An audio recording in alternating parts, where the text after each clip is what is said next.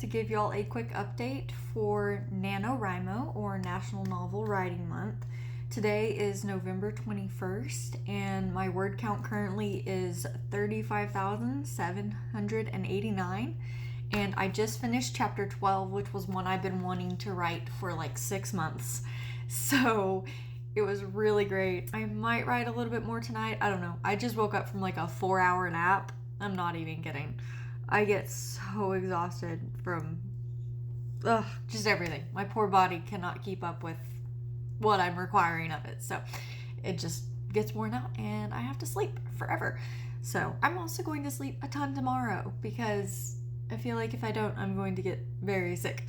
So I am probably going to rest tomorrow. I'm kind of plotting out the next couple of plot beats that is going to happen in the book and the things that are going on in the background with the other characters, because even though you might not see it, all of my other background characters have their own plots that are going on at the same time that are impacting how they are interacting with everyone and with the story and how they're reacting to things. And so I do a lot more lore and plotting than ever makes it to the page, but I feel like it's important to have authentic interactions, reactions, for them to make decisions, for them to even respond to different people saying things. Like, I make sure it is in depth for each of the characters with what they're going through in the background, even if it doesn't directly pop up on the page, because I feel like it's very important that each of them have their own things going on in their lives, because that's how real life works. Everybody has stuff going on. You might not always realize it or know exactly what's going on or what's happening, but it's still happening. And so I have a lot of stuff like that. I can't spoil anything because in book 3 it's going to touch on stuff like that.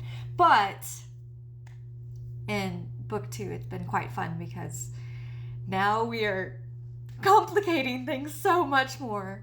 I was talking to one of my students and she was like, "Oh, that's really interesting. Do I have to read book 1 before I read book 2? And I was like, well, you'll understand the friend group dynamics a little bit better if you read book 1, because that's a lot what it's about. Because Nolly is transferring over from a hero academy to a villain academy, and she's getting to know all of these villains in a friend group that she's never been a part of and learning about them and all of her past prejudices and stuff. She's kind of got to unlearn all the propaganda and whatnot. So it's quite fun. But yes, it's getting interesting and exciting.